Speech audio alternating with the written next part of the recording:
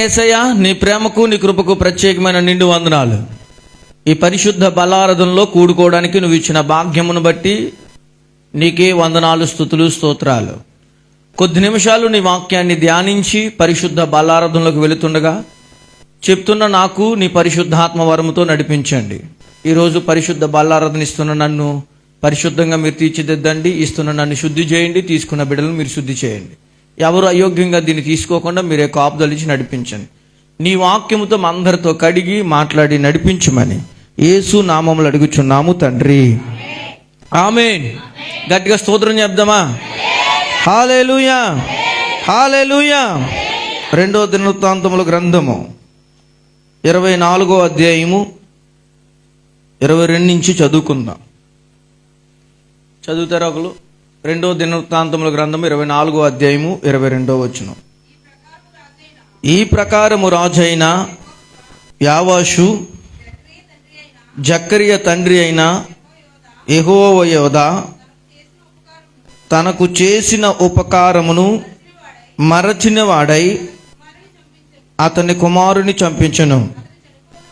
అతడు చనిపోయినప్పుడు యెహోవా దీన్ని దృష్టించి దీని విచారణలోకి తెచ్చునుగాక అనెను. దేవునికి స్తోత్రం. గట్టిగా చెప్దామా? నాతో ఈ మాట చెప్తామా? అతడు చనిపోయినప్పుడు యెహోవా దీన్ని దృష్టించి విచారణలోకి తెచ్చునుగాక అనెను. మళ్ళా చెప్దామా? యెహోవా అతడు చనిపోయినప్పుడు యెహోవా దీన్ని దృష్టించి విచారణలోకి తెచ్చునుగాక అనెను. నవంక చూడండి అందరూ. బైబిల్ గ్రంథంలో చాలామంది రాజులు ఉన్నారు. ఈ రాజు కోసం గత కాలంలో ఇంచుమించు ఒక 1 year పైన అయింది. అప్పుడు కొంచెం ఇంట్రడక్షన్ ఇచ్చాను. మళ్ళీ ఎందుకో ఈ రాజు గురించి ప్రభు జ్ఞాపకం చేసుకుంటున్నాడు. చాలా శ్రద్ధగా దీన్ని నేర్చుకోవాలి. నిజానికి చెప్పాలంటే యావాషు రాజు మామూలుడు కాదు. ఎందుకు అంటే అతను బయటికి రావటానికి, రక్షకుని యొక్క ప్రణాళికను ఆపడానికి అతల్య పేరున్నారుగా. అతల్య తల్లి ఎవరు? యెజబెలు. ఎవరండి? చెప్పాలి, మాట్లాడాలి. ఎవరండి? యెజబెలు. యెజబెలు కూతురు ఎవరంటే అతల్యకి ఒక పన్నాగం ఉంది. ఏనాటికైనా రక్షకుని యొక్క ప్రణాళికను ఆపాలి, యూదా సామ్రాజ్యం అనేది బయటికి ఉండకూడదు అనే పన్నాగం అతల్యకు ఉంది. అయితే నిజానికి ఇతను చిన్నప్పుడే చచ్చిపోవాలి. తల్లిదండ్రులు పుట్టక మునిపే పుట్టిన కొద్ది రోజులకే, యావాషు పుట్టిన కొద్ది రోజులకే చచ్చిపోవాలి. ఎందుకు అంటే ఆ టైంలో అతల్య పరిపాలిస్తుంది. ఎవడైనా యోధారాజు కనిపిస్తే వాడిని చంపేసేది. అదేవిధంగా ఇక్కడ కూడా జరిగిన పరిణామం ఏంటంటే అలాగే చంపేయాలి అని అనుకున్నది అతల్య. అలాంటి టైంలో మేనమామ యెహోయోద యాజకుడు, యెహోషబాతు ఆవిడ కూడా యాజకుని యొక్క భార్య. ఏ సంబంధం లేకపోయినా వాళ్ళ అన్నయ్య గుర్తు తెచ్చుకుని ఎలాగైనా నేను ఈ వ్యక్తిని యావాషుని నేను కాపాడాలి అన్న ఉద్దేశంతో దృష్టి నిలిపి చాలా క్లిష్టమైన పరిస్థితిలో యావాషుని బయటికి రప్పించింది. ఎలా రప్పించిందంటే 6 సంవత్సరాలు దేవుని మందిరంలో దాచింది. ఎన్ని సంవత్సరాలు అండి? ఎన్ని సంవత్సరాలు? 6 సంవత్సరాలు దేవుని మందిరంలో దాచింది. అంత ప్రముఖమైన వ్యక్తి. దేవుడు అతను దాచినట్టుగానే ప్రారంభం చాలా అద్భుతంగా ఉంది. కానీ తన ముగింపు దశ వచ్చినప్పటికీ చివరికి ఎవరైతే ఉపకారం చేశాడో, ఎవడైతే మేలు చేశాడో వాడికే కీడుని తలబెట్టారు. ఈరోజు మనకు ఉపకార ధర్మం చేసింది ఈ ప్రపంచంలో ఎవరైనా ఉన్నారు అంటే అది యేసు ప్రభు. ఏమి ఉపకారం మనకు చేశాడంటే మనందరికీ రక్షణ ఇచ్చి, మనం భరించవలసిన ముళ్ళ కిరీటం అతను పెట్టుకుని, మనం గాయాలు చెందవలసిన గాయాలు అతను దెబ్బలు తిని అంతలా ఉపకారం ధర్మం చేశాడు. ఆనాడు యావాషుకి ఈనాటి సంఘాలకి ఏమాత్రము తేడా లేదు. సేమ్ అట్లాగే ఉంది. యావాషు ప్రారంభ దినాలు చూస్తే చాలా అద్భుతంగా ఉంటుంది. భక్తి అంటే యావాషులా చెయ్యాలి, జీవితం అంటే యోవాషులా జీవించాలి అని అనుకునేవారు. కానీ అదే యోవాషు ఎవరైతే ఉపకారం ధర్మం చేశాడో వాళ్ళకి కీడుని తలపెట్టి ఆ వ్యక్తిని చంపించేశాడు. దేవుడికి కోపం వచ్చింది. యెహోవా దాన్ని దృష్టి తెచ్చి విచారణలోకి తెచ్చాడు. హల్లెలూయా. కొంచెం అర్థమవుతుంది, మీకు అర్థం చేసుకోండి. ఈనాడు మనం కూడా చాలాసార్లు ఏడిపిస్తూ ఉంటాం. ప్రతిదీ దేవుడు విచారణలోకి తేవడం అనేది పక్కాగా జరుగుతుంది. మన వల్ల ఎవరో కూడా బాధపడకూడదు, మన వల్ల ఎవరికి కూడా కీడు సంభవించకూడదు. ఒకవేళ ఎవరికైనా కీడు సంభవిస్తుంది, అది మన ద్వారా అయితే అది ఖచ్చితంగా యెహోవా దృష్టి పెడతాడు. ఈ రోజు దృష్టి పెట్టి ఒకవేళ ఈ రోజు మనం నవ్వుతూ ఉండొచ్చు, కానీ ఖచ్చితంగా ఏదో రోజుని ఏడవడం అనేది పక్కాగా జరుగుతుంది. అందులో మాత్రం మార్పు చేర్పులు అనేది ఏది ఉండదు. ఎందుకంటే అది మనిషి చూసింది కాదు. ఎవరు చూస్తున్నారు? అమ్మ చెప్పాలి, ఎవరు చూస్తున్నారు? దేవుడు చూస్తున్నాడు. యోవాషు అనుకున్నాడు దీన్ని ఎవరు చూడలేదని, కానీ దేవుడు అనుకున్నాడు నేను చూశాను. కాబట్టి మనం కూడా అనుకుంటాం ఎవరు చూడలేదని, కానీ ఎవరు చూస్తారు?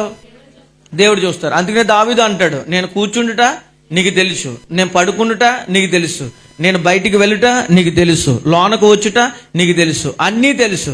నీకు తెలియంది ప్రపంచంలో ఏది కూడా లేదు. నేను పాతాళంలోకి వెళ్ళిన అక్కడ ఉన్నావు, అలాగని పరలోకంలోకి వెళ్ళిన అక్కడ ఉన్నావు, ఎక్కడికి వెళ్ళినా నువ్వు ఉన్నావు. అంటే దేవుడు లేని ప్రదేశం ఎక్కడైనా ఉందా? లేదు. ఇప్పుడు మీరు బాగా అర్థం చేసుకోండి. యెహోరాము అని ఒక రాజు ఉన్నాడు, అతనికి కొడుకు అక్కడ ఉన్నాడు. ఆ కొడుకుకి కొడుకు ఎవర్రా అంటే యోవాషు. ఈ అతల్య ఏం చేసిందంటే యోవాషు తండ్రిని చంపేసింది. ఎందుకు అంటే యోధా సామ్రాజ్యాన్ని టోటల్గా నాశనం చేయాలని. అంటే యోవాషు గురించే ఎందుకు అంత ప్రణాళిక అంటే యోవాషులో నుంచి ఒక వ్యక్తి బయటకు వస్తాడు. ఎవరైనా చెప్పాలి, ఎవరో? యేసయ్య. యోవాషులో నుంచి యేసు ప్రభు బయటికి రావాలి, యోధా గోత్రం నుంచి నేను బయటికి రావాలని. ఆ టైంలో యోధా జాతికి సంబంధించిన వాళ్ళందరూ చచ్చిపోయారు, ఒకే ఒక్కడు మిగిలాడు. ఎవరైనా అమ్మ చెప్పలే? యోవాషు మిగిలాడు. యోవాషు మిగిలితే యోవాషుని ఎలాగైనా నాశనం చేస్తే యోధా సామ్రాజ్యం నాశనం అయిపోతుందని చెప్పి అతల్య ఏలుబడి చేయటం మొదలుపెట్టింది. అతల్య ఎవరి కూతురు అంటే యెజబెలు కూతురు. తల్లికి ఏ బుద్ధులు ఉన్నాయో బిడ్డలకు కూడా ఏమొస్తాయి? అయ్యే బుద్ధులు వస్తాయి. ఇప్పుడు తండ్రిగా తల్లిగా నీకు మంచి బుద్ధులు ఉన్నాయనుకో, బిడ్డలకు కూడా అయ్యే వస్తాయి. మనకు మంచి బుద్ధులు లేనప్పుడు బిడ్డలకు రావాలి అంటే అది ఎప్పటికీ కూడా రాదు. ఇది ఎవరో చూడట్లేదు కదా, ఏం జరగట్లేదు కదా, నేను బాగానే ఉన్నాను కదా అని అనుకోవటం గర్వం. దాన్ని ఏమంటారంటే గర్వం. భక్తి జీవితంలో నేను బాగున్నాను అని అనుకోవడం పెద్ద గర్వం అండి. ఎందుకు అంటే ఎవరో కూడా బాగోరు. యోహాను పత్రికలు ఏం చెప్పాడంటే దినదినము ఏదో విషయంలో పాప సహితంలో పడిపోతూనే ఉంటాం. అయితే ఎక్కడ పడతామో ఎలా దూరం అవుతామో ఎవరికి తెలియదు. పడిపోయిన మరలా తిరిగి కట్టి దేవుని దగ్గరికి రావటమే దేవుని యొక్క ప్రేమ. హల్లెలూయా. ఇప్పుడు యోవాషు యొక్క ప్రారంభం చూడండి ఎంత బాగుందో. 2 రాజుల గ్రంథము 12వ అధ్యాయము. 2 రాజుల గ్రంథము 12వ అధ్యాయము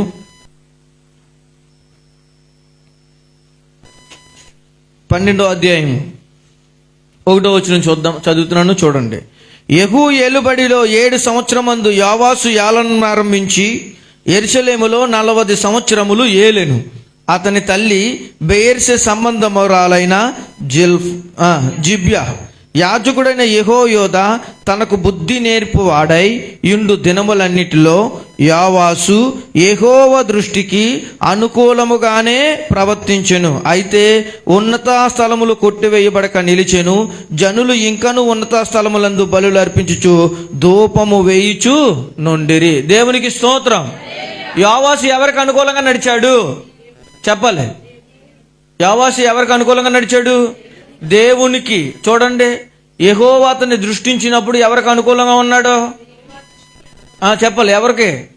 యెహోవా దృష్టికి అనుకూలంగా ఉన్నాడు. అంటే అతని ప్రారంభ దశ చాలా బాగుంది.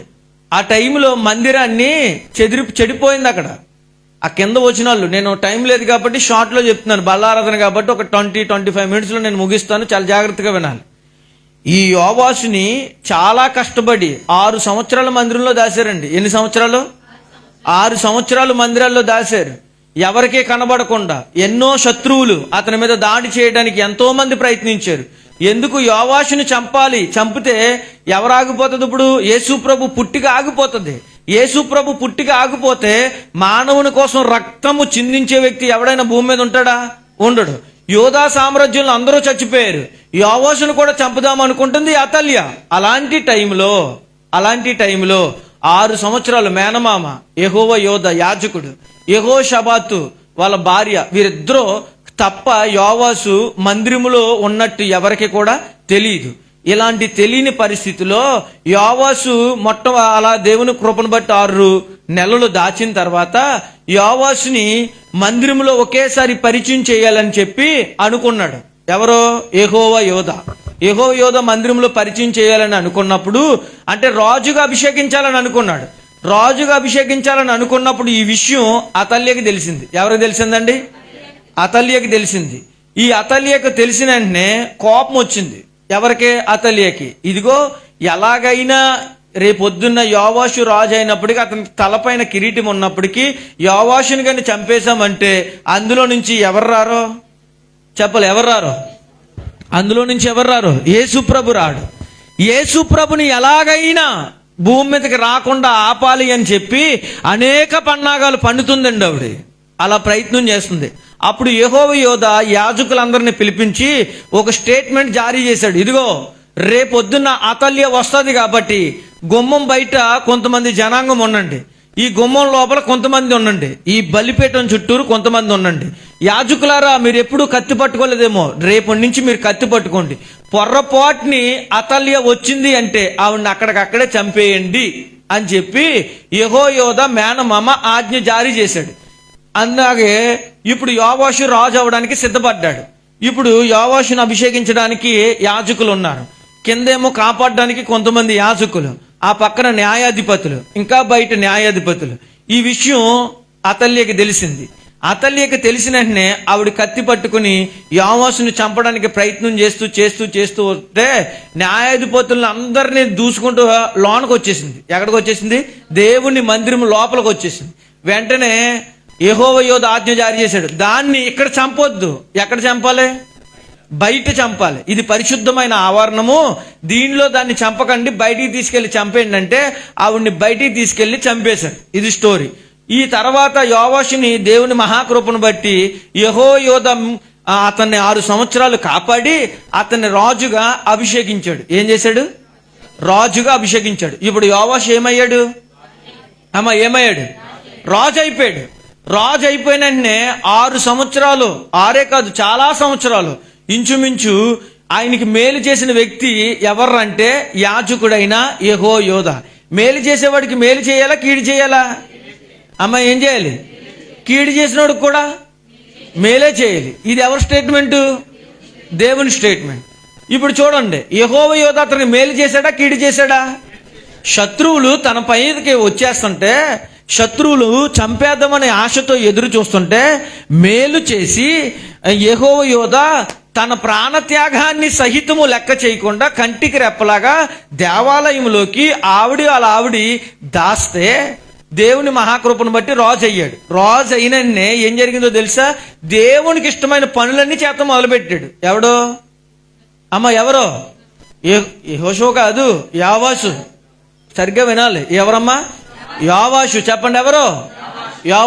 యోవాషు దేవునికి అనుకూలంగా ప్రవర్తించాడు. అంటే ఆయన మేలు చేశాడు కాబట్టి ఇప్పుడు భక్తి జీవితంలో పెరుగుతున్నాడా, తగ్గుతున్నాడా? పెరుగుతున్నాడు. చాలా బాగుంది. వచ్చిన వెంటనే ప్రజలందరికీ ఒక స్టేట్మెంట్ జారీ చేశాడు. రేయ్, నేను రాజునయ్యాను, అయితే మందిరము అస్సలు బాలేదు. మందిరము బాలేదు కాబట్టి ముందు మందిరాన్ని శుద్ధి చేయండి అని చెప్పి ఆజ్ఞ జారీ చేశాడు. ఇప్పుడు అప్పుడు దాకా కొంతమంది పెద్దలు సందా పోజేసేసుకుని దాచేసుకునేవారు, ఇష్టానుసారంగా తినేసేవారు. ఈ విషయం ఎవరికి తెలిసిందంటే యోవాషుకి తెలిసింది. అయ్యో, సందా దేవుని మందిరంలో సందా వీళ్ళు దాచేసుకుంటున్నారే, దేవుడు పనికి ఉపయోగించుకోవట్లేదని చెప్పి యోవాషుకి తెలిసిన వెంటనే ఇక్కడ ఉన్న ఎవరో ఆ పాస్టర్లందరినీ, ఆ యాజకులందరినీ పిలిచి, ఇదిగో మందిరంలో సందా దాచుకుని తినడానికి కాదు, దేవునికి పనికి ఉపయోగించేలాగా చెయ్యండి అని చెప్పి ఆజ్ఞ జారీ చేసి మందిరము శిథిలమైపోతే, మందిరం వస్తువులో పాడైపోతే దేవుడికి ఇష్టమైన రీతిగా మందిరాన్ని బాగు చేశాడు. ఎవడో? యోవాషు. ఎవరమ్మా? యోవాషు. మీరు రెఫరెన్స్లు చదివితే కొంచెం అది అర్థమవుతుంది. 2వ రాజుల గ్రంథము తీసారా? అందులో 12వ అధ్యాయము 4వ వచనం చూడండి.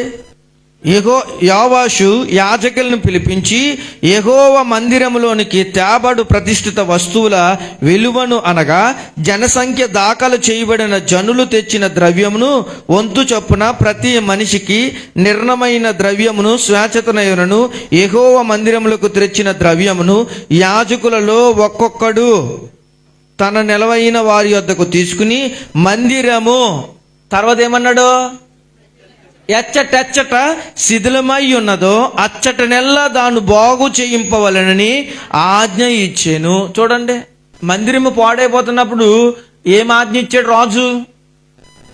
దాన్ని ఏం చేయమన్నాడు? బాగు చేయమని చెప్పాడు. ఏం చెప్పాడండి? బాగు చేయమన్నాడు. ఇప్పుడు మీ మందిరము పాడైపోయింది. ఏ మందిరము? శరీరం అనే మందిరం, లోన అంతరంగం అనే మందిరం, అది పాడైపోయింది. ఎచ్చటచ్చట శిథిలమైపోయిందో అచ్చటచ్చట మీరేం పని చేశాడు? మందిరము ఎచ్చటచ్చట శిథిలమైపోయిందో ఎవరు వంతు చొప్పున వాళ్ళ పనులు మీరు మళ్ళా చెయ్యండి, మీ వైభవం కోల్పోతే మరలా పుట్టించరండి అని చెప్పి అందరినీ పిలిచి మందిరాన్ని బాగు చేయండి అని వెంటనే ఈ ఆజ్ఞకి లోబడిపోయారండి. ఎవరో? ప్రజలు ఆజ్ఞకి. అంటే దేవుడిచ్చిన ఆజ్ఞకి ఆనాడు ప్రజలు లోబడితే ఈనాడు మీరు కూడా ఏం చేయాలి? ఏం చేయాలి? ఇది ఎండింగ్ వెళ్ళినప్పుడు మీకు బాగా అర్థమవుతుంది. లోబడాలి. లోబడవలసిన వ్యక్తులు లోబడకపోతే దేవుని కోపం వస్తుందా? రాదా? వస్తుంది. ఇది ఒక మంచి పని చేశాడు. తర్వాత ఇంకేం మంచి పని చేశాడు చూడండి, 6వ వచనం. అయితే యోవాషు ఏలుబడిలో 23వ సంవత్సరం వరకు యాజకులు ఏ వ్యక్తి అయితే బోధించాలో, ఏ వ్యక్తి అయితే మందిరాన్ని శుద్ధి చేయాలో ఆ వ్యక్తి మందిరాన్ని పట్టించుకోకుండా ఇష్టానుసారంగా శిథిలమైపోయిన దాన్ని వదిలేశాడు. 23 సంవత్సరాలు మందిరంలో తలుపులు ఎవరో తీయలేదు. ధూపం వేయవలసిన కాడ ధూపం వేయట్లేదు. దీపం పెట్టవలసిన కాడ దీపాలు పెడతలేదు. హోమార్పణ చేయవలసిన మందిరము హోమార్పణ చేయట్లేదు.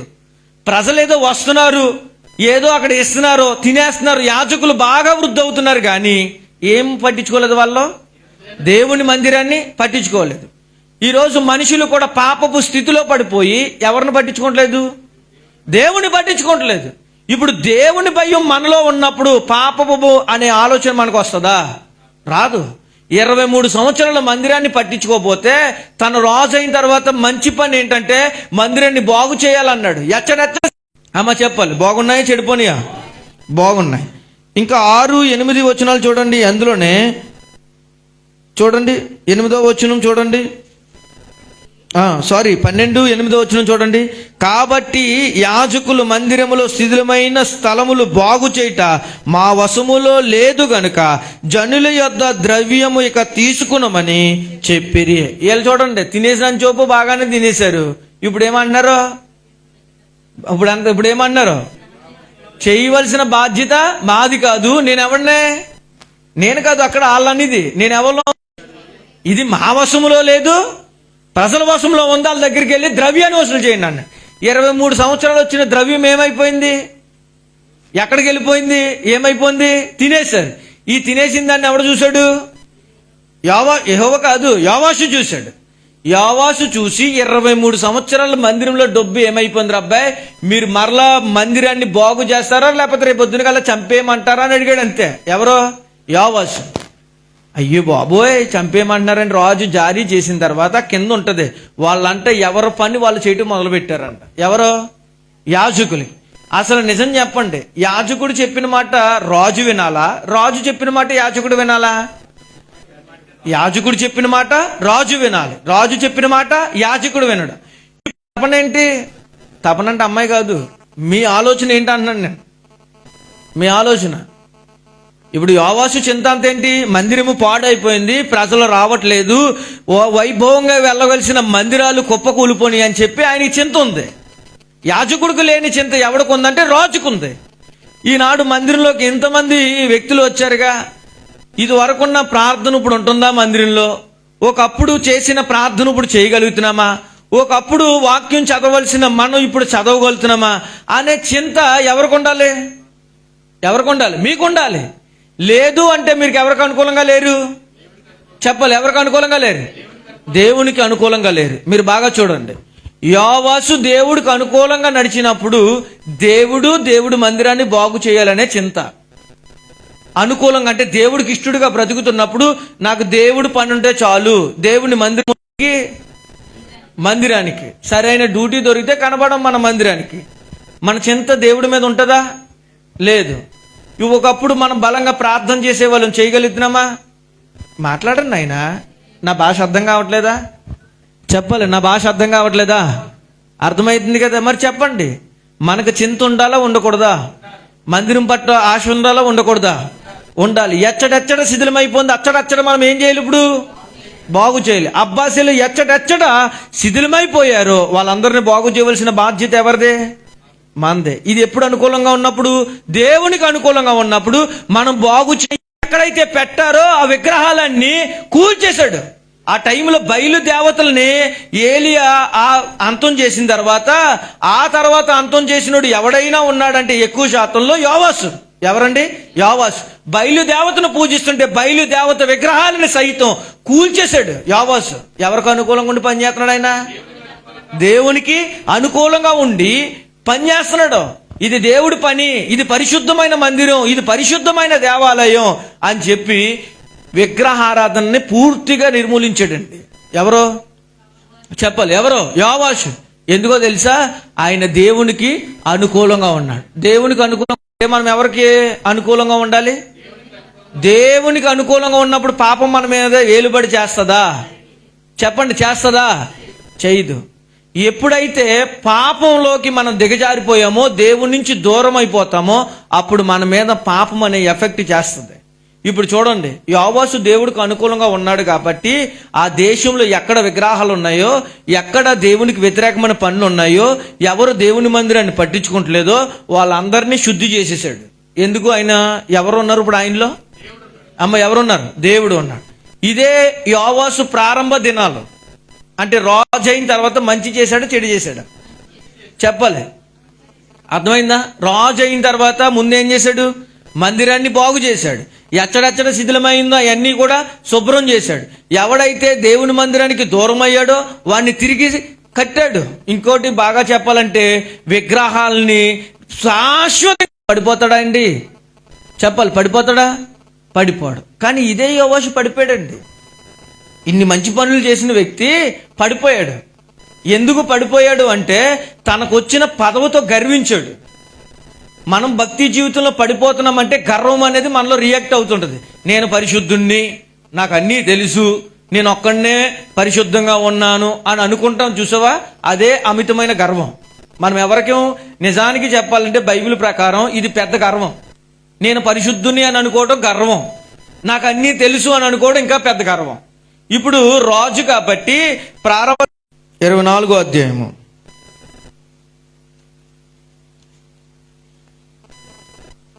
చూడండి. 24వ అధ్యాయము తీసారా? చెప్పండి, తీసాడా? తీసాడు. తీస్తే ఇప్పుడు 15వ వచనం నేను చదువుతున్నాను, చాలా జాగ్రత్తగా చూడండి. 15వ వచనం. యెహోయాదా దినములు గడిచిన వృద్ధుడై చనిపోయెను. అతడు చనిపోయినప్పుడు 130 ఏండ్ల వాడు. అతడు ఇజ్రాయేలు దేవుని దృష్టికి, తన ఇంటి వారి దృష్టికి మంచివాడై ప్రవర్తించెను గనుక జనులు దావీదు పట్టణమందు రాజుల దగ్గర అతన్ని పాతి పెట్టబడెను. దేవునికి స్తోత్రం. ఎక్కడ పాతి పెట్టారమ్మా ఆయన్ని? ఎక్కడ దారు? ఆ శవాల దగ్గర ఈయన్ని కూడా పాతి పెట్టబడ్డారు. అంటే పొజిషన్ పెరిగిందా తగ్గిందా? పెరిగింది. ఇప్పుడు చూడండి, యెహోయాదా వృద్ధుడై ఏమైపోయాడంట ఆయన? చెప్పండి, ఏమయ్యాడు? చనిపోయాడు. చనిపోయిన తర్వాత 17వ వచనం చూడండి. యెహోయాదా చనిపోయిన తర్వాత యూదా అధిపతులు వచ్చి రాజునకు నమస్కరింపగా రాజు వారి మాటకు సమ్మతించెను. జనులు తమ పితరుల దేవుడైన యెహోవా వచ్చెను. తన వైపునకు వారిని మళ్లించుటకై యెహోవా వారి యొద్ద ప్రవక్తలను పంపగా ఆ ప్రవక్త వారి మీద సాక్ష్యము పలికిరి గాని వారు చెవియొగ్గక ఉండిరి. ఇప్పుడు చూడండి, మేనమామ యెహోయాదా యాజకుడు. ఈ యాజకుడు యోవాషు చూడండి, మేనమామ యెహోయాదా బ్రతుకునంత కాలం యోవాషు జీవితం బాగుందా చెడిపోయిందా? నేను స్టోరీ చెప్పేస్తాను, టైం లేదు. ఇంకా చూడండి, యెహోవా యోధ బ్రతికినంత కాలం యోవాషు జీవితం చాలా బాగుంది, చాలా అద్భుతంగా ఉంది. ఎక్కడా కూడా లోపం లేదు, పలానా విషయంలో మచ్చ తెచ్చే విషయంలో లేదు. ఎప్పుడైతే యెహోవా యోధ చచ్చిపోయాడనే విషయం శత్రువులకు తెలిసిందో, శత్రువులు నెక్స్ట్ అక్కడ ఉన్న సామ్రాజ్యం ఎవరెవరి చేతులు కలిపారు? యోవాషు శత్రువులతో చేతులు కలిపాడు. అక్కడ ఉన్న సామ్రాజ్యం పట్టించుకోవాలా పట్టించుకోకూడదా? నువ్వు చెడిపోతున్నావు, నువ్వు దేవునికి దూరం అవుతున్నావు, నీ జీవితాన్ని నువ్వే నాశనం చేసుకుంటున్నావు అని యోవాషు అంటే యాజకుడైన యోవాషుకి దేవుడి దగ్గర నుంచి స్టేట్మెంట్ వచ్చి యాజకులను పంపిస్తే ఆ మాట పట్టించుకుని బాగుపడితే బాగుండు. పట్టించుకున్నాడా? పట్టించుకోలేదు. పట్టించుకోకపోతే ఈసారి యెహోవా యోధాకి ఒక కొడుకు ఉన్నాడు. ఆయన ఎవరంటే జకరియా. ఎవరండి? జకరియా. ఈసారి యెహోవా యోధ కొడుకు జకరియాని నేరుగా పంపేశాడు. ఏం పంపాడు? నేరుగా పంపేశాడు. పంపేసి అయ్యా ఇప్పుడు జకరియా ఏమవుతాడు? యోవాషుకి ఏమవుతాడు? బావ అవుతాడు. బావా, నువ్వు రాజు అయ్యా, బాగానే ఉంది. నా తండ్రి యెహోవా యోధ ఉన్నప్పుడు నువ్వు చాలా అనుకూలంగా నడిచావు. ఎచ్చడెచ్చడ శిథిలమైపోయిందో, ఎక్కడెక్కడ పాడైపోయిందో ఆ మందిరాన్ని కట్టావు, విగ్రహాన్ని సమూలంగా నీ భక్తి ఎందుకు నాశనం అయిపోతుందని చెప్పి జకరియా హెచ్చరించినప్పుడు ఇప్పుడు జకరియాని ఏం చేయాలి? గౌరవించి, సరేరా బాబు నేను తప్పుపోయాను, ఇక నుంచి ఎలా ఉండాలి? నేను చెప్పాలి. ఇక నుంచి నేను ఎలా ఉండాలి? చాలా జాగ్రత్తగా ఉంటాను, సారీరా బాబు అని చెప్పి చెప్పాలి. అంతేనా? అలా చెప్పలేదండి. ఎవరో యోవాషు అలా చెప్పలేదు. ఏం చేశాడో చూడండి, చదువుతారు అది. అప్పుడు 20వ వచనం, దేవుని ఆత్మ యాజకుడగు యెహోవా యోధ కుమారుడగు జకరియా మీదకి రాగా అతడు జనుల ఎదుట నిలబడి, మీరెందుకు యెహోవా ఆజ్ఞను మీరుచున్నారు? మీరు వర్ధిల్లరో, మీరు బాగుపడరు. మీరెందుకు యెహోవా ఆజ్ఞను మీరుచున్నారు? ఎందుకు నువ్వు శృతి తప్పిపోతున్నావు? ఎందుకు నీ బతుకును దిగజార్చేసుకుంటున్నావు? ఎందుకు నువ్వు దేవునికి దూరం అయిపోతున్నావు? బాగానే ఉండేవాడు ఎందుకు నాశనం చేసుకుంటున్నావు అని చెప్పి దేవుడు జకరియా మీదకి ఆత్మ దిగి వచ్చి చెప్తే వర్ధిల్లరు అని అన్నాడు. వర్ధిల్తాడు అన్నాడు? వర్ధిల్లరు అన్నాడా? వర్ధిల్లరు అన్నాడు. బాగుపడవు, నువ్వు నాశనం అయిపోయింది నీ జీవితం, అప్పులు పాలైపోతావు, ఇంకా నీ జీవితం బాగుపడతామని అనుకోవటం అవివేకం అని చెప్పేప్పుడు అయ్యయ్యో తప్పు అయిందని చెప్పి ఏం పుట్టాలి? ఆయనకి ఏం పుట్టాలి? భయం పుట్టాలి. పుట్టకుండా ఏం చూడండి తర్వాత, మీరు యెహోవాను విసర్జించిరి గనుక ఆయన మిమ్మల్ని విసర్జించి ఉన్నాడని దేవుడు సెలవిచ్చుచున్నాడు అనేను. హల్లెలూయా. ఎవరెవరిని విసర్జించాడు? చెప్పాలి. ఎవరిని విసర్జించారు?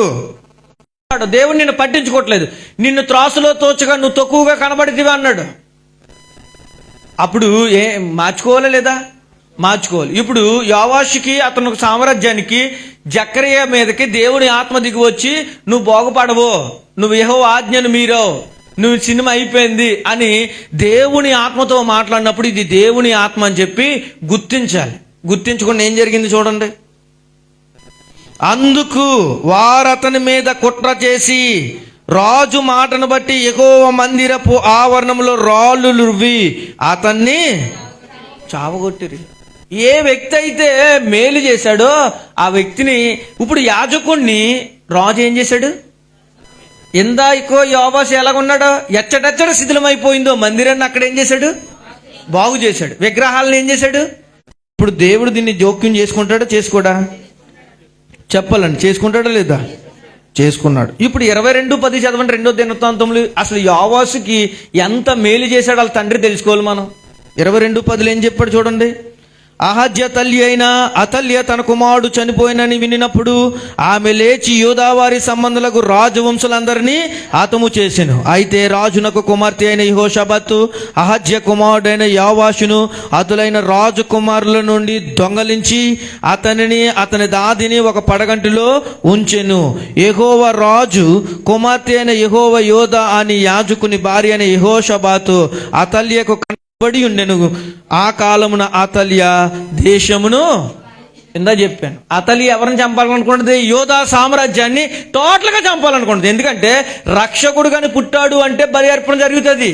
బలర్పణ జరిగింది అంటే నేను అనుకున్న పన్నాగాలను చేయలేను అన్నది. ఎందుకు? ఎవరి కుమార్తె? అతల్యా, యెజబేలు కుమార్తె. యెజబేలు కూతురికి ఎలాంటివి వస్తాయి? యెజబేలు బుద్ధులే వస్తాయి. మనం వ్యభిచారం చేసామనుకో, పిల్లలు ఏం చేస్తారో మాట్లాడి నోరు తెరిచి చెప్పండి, అది వ్యభిచారమే జరుగుతుంది. నువ్వు దొంగ అనుకో, పిల్లోడు ఏమవుతాడు? దొంగ అవుతాడు. నువ్వు అబద్ధాలు ఆడే వ్యక్తి అనుకో, పిల్లోడు ఏమవుతాడు? అబద్ధాలు ఆడతాడు. ఇప్పుడు చూడండి, ఆ టైంలో 6 సంవత్సరాల క్రితమే యోవాషు ఏం చేయాలి? చచ్చిపోవాలి. రూలుగా లెక్కేయాలంటే అప్పటికే 40 సంవత్సరాల యెహోషాబాతు దగ్గర తీసుకుని ఎవరికీ కనబడకుండా 6 సంవత్సరాలు మందిరంలో దాచారండి. బయట ఎక్కడ కనిపించిన యోవాషుని ఏం చేస్తారు? ఇప్పుడు చంపేస్తారు. రిస్క్ చేశారా? చేయలేదా? ప్రాణం మీదకి వచ్చినప్పుడు వాళ్ళు ఏం చేశారు? ప్రాణాన్నే త్యాగం పెట్టి దేవునికి మనం ఉపయోగపడాలి, ఆ మందిరాన్ని మరలా మనం తిరిగి కట్టాలి, యోవాషును బయటికి తిరిగి తీసుకురావాలని చెప్పి అనుకోవాలి. అవునా కాదంటారు? మాట్లాడాలి. అవునా కాదా? మంచి చేశారా? మేలు చేశారా? అమ్మ, మంచి చేశారా? మేలు చేశారా? మంచి చేశారు. ఇప్పుడు చూడు, మంచి చేసిన తర్వాత ఆయన కూడా యెహోవా యోధ ఉన్నప్పుడు బాగున్నాడా చెడిపోయాడా? చెప్పండి, బాగున్నాడా చెడిపోయాడా? మందిరాన్ని బాగా కట్టాడు. ఎచ్చరెచ్చర శిథిలమైపోయిందో తిరిగి తీసుకొచ్చాడు. మందిరంలో ద్రవ్యాన్ని రప్పించాడు. అన్నీ బాగు చేశాడు, శుద్ధి చేశాడు. ఎప్పుడో అయితే యెహోయోధ చచ్చిపోయాడో కొంతమంది యాజకులను పంపితే, చూడండి అది ఇప్పుడు రండి మళ్ళీ అక్కడికి 21 మళ్ళీ చూద్దాం. అందుకు వారు అతని మీద కుట్ర చేసి ఏం చేశారమ్మా? ఏం చేశారు? రాజు మీద ఏం చేశారు? కుట్ర. ఏం చేశారు? మాట్లాడతలేదు మీరు, దాన్నే చూస్తున్నారు కానీ నోరు తెరవండి అమ్మా. ఏం చేశారు? కుట్రలో, కొంతమంది కుట్రలు ఉంటాయి. కుట్రలో ఈయన ఎలాగైనా చంపేయాలి, దీన్ని ఎలాగైనా పైకి రానివ్వకూడదు, దీన్ని సంసార జీవితాన్ని నాశనం చేసేయాలి అని ఆ మాట ఈ మాట ఏదో మాట చెప్పి దేవుని సన్నిధికి దూరం చేయడానికి ప్రయత్నాలు ఎంతో మంది చేస్తానే ఉంటారు. ఎందుకు? నువ్వు బాగుపడతాం వాళ్ళకే ఇష్టం లేదు. మంచి బిజినెస్ చేస్తున్నావు అనుకో, మంచి బిజినెస్కి మనం సపోర్ట్ చేస్తారా? చేయరు. ఎందుకంటే ఒకరు ఎదిగితే ఒకరు వార్చరు. మంచి బిల్డింగ్ కట్టుకున్నారు, ఓరుస్తున్నారా? వార్చరు. మంచిగా ఎవరైనా పాట పడితే మనకి ఇష్టమవుతుందా? ఇష్టమవుతుంది. ఏం చేసినట్టు అది? కుట్ర. స్వార్థం ఎందుకులంటే ఇక్కడ కుట్ర బాగుందా? పంచపదమా తెలుగా? ఏంటమ్మా? కుట్ర. కుట్రోడీడు అని ఊరు కదా పూర్వకాలం. అంటే కుట్ర ఎక్కడుందే? ఒళ్ళంతా కుట్రలు ఎక్కువైపోయినాయి. ఇప్పుడు మందిరాల్లో కూడా కుట్రలే, దైవజనుడికి కుట్ర, అవసరమైతే పాస్టర్ గారి మీద కూడా కుట్రలు చేస్తారు. ఈ మధ్యలో శాతపడి చేసి వాళ్ళు ఎక్కువైపోయారంట. అది నా మీదైనా మీ మీదైనా ఎవడి మీదైనా చేయొచ్చు. ఎందుకంటే మనిషిని ఏం చేయలేకపోతున్నారు కాబట్టి దురాత్మ సమూహాలతో ఏం కలుపుతున్నారు? వీళ్ళు చేతులు కలుపుతున్నారు అని చెప్పి బిల్డప్ ఇచ్చి గర్వించి జకరియా మీదకి ఏం చేశాడు? ఇప్పుడు కుట్ర పదం చెప్పరు మీరు, ఎందుకంటే మన కుట్రోలమే కదా, చెప్పరు. అది ముందు ఏం చేశారు? ఆ తర్వాత రాళ్ళు కూడా ముందు కుట్రలు చెప్పరండి మీరు. ముందు ఏం చేశారు? శేఖర్ కుట్ర చేశారు. నువ్వు 4 ఆటలు వేసామనుకో నీ పక్కడికి నచ్చదు, ఎందుకంటే నీకు 4 రూపాయలు వచ్చేది కదా. అదే కుట్ర అంటే. ఎగ్జాంపుల్ చెప్తున్నాను చూడండి. ఇప్పుడు కుట్ర జరిగింది. కుట్ర చేసి ఏం జరిగింది? తర్వాత రాళ్ళు రువ్వి అతన్ని చావగొట్టిరి. ఏం చేశారండి? చావగొట్టిన తర్వాత ఏమైంది? ఈ ప్రకారమే రాజు అయిన యోవాషు జకరియా తండ్రి అయిన యెహోవా యోధ తనకు చేసిన ఉపకారము మరిచిన వాడై. ఆగండి. యెహోవా యోధ తనకు చేసిన ఉపకారము మరిచిన వాడై అంటే కొల్లు ఎక్కడికి ఎక్కినాయి? ఇప్పుడు ఎక్కడికి ఎక్కినాయి? ఎక్కడ ఉండవలసిన కొల్లు ఎక్కడికి వెళ్ళిపోయినాయి? ఇలా చూస్తున్నాడు. ఇప్పుడు కుట్ర కదా. కుట్రోడు చూపు ఎలా ఉంటుంది తెలుసా? టీవీలో ఉంటే బాగున్నది, చూపిద్ది మీ కుట్ర చూపు. ఒకసారి స్లైడ్ రెడీ చేస్తాను. కుట్ర చూపు మంచిగా పాట పాడావు అనుకో, కుమారుని చంపించాను. చూడండి, చేసిన ఉపకారాన్ని ఏం చేశాడండి? మర్చిపోయాడు. తండ్రి ఏమో పాపం 40 సంవత్సరాల కంటికి రెప్పలాగా యెహోవా యోధ కాపాడితే కొడుక్కి ఇప్పుడు అతనికి జకరియను చంపేస్తా. మిగతా యాజకులను చంపినా కానీ జకరియని చంపొచ్చా? భావం చంపొచ్చండి? పోనీ బామ్మద్దు అనుకుని చంపొచ్చా? అంటే మేలు చేసినోడికి కీడు చేయొచ్చా? చూడండి మరి. ఇప్పుడు యెహోవా ఆత్మని ఇప్పుడు అతను ఎందుకు చంపేశాడో తెలుసా? కుట్రోటి ఉంది. నెక్స్ట్ ఇంకోటి ఏంటంటే దేవుడికి అనుకూలంగా నడిచేవాడు ఇప్పుడు నడవలేకపోతున్నాడు కాబట్టి చంపేశాడు. ఫినిష్. ఇప్పుడు దేవుడు మనతో ఉన్నప్పుడు మనం మంచిగానే ఉంటాం. దేవుడిని ఎప్పుడైతే చేయి విడిచిపెడతామో మన జీవితం మటాష్ అయిపోతుంది. ఇక్కడ కూడా జరిగింది అదే. కుట్ర చేసి అతను చంపిరి. ఇది మర్చిపోతాడా? ప్రజలందరూ ఒక పక్షంగా ఉంటారు, మన అందరం ఒక పక్షంగా ఉంటాం. మనకి అది కీడే. అందరూ ఒకటైపోయి మనల్ని ఒంటరిగా ఏకైకగా చేసేస్తారు. మన పరిస్థితి ఏంటి? మనకు ఎవరు తోడుకుంటారు? ఇప్పుడు జకరియా ఒక్కడే, ప్రజలందరూ ఒకరు. ఇప్పుడు జకరియా ఒక్కడే ఉన్నాడు మందిరంలో. రాజు సైన్యం అందరూ ఉన్నారు. ఇప్పుడు జకరియా మీదకి కుట్ర చేసి చంపేశారు. మనుషులు చూశారు, ఏం పర్లేదులే జకరియా చచ్చిపోడు కదా, ఇంకా సినిమా అయిపోయిందని అనుకున్నారు. కానీ దేవుడు ఊరుకున్నాడా? యెహోవా దీన్ని దృష్టించి దాన్ని విచారణలోకి తెచ్చిన ఏమైపోయాడు?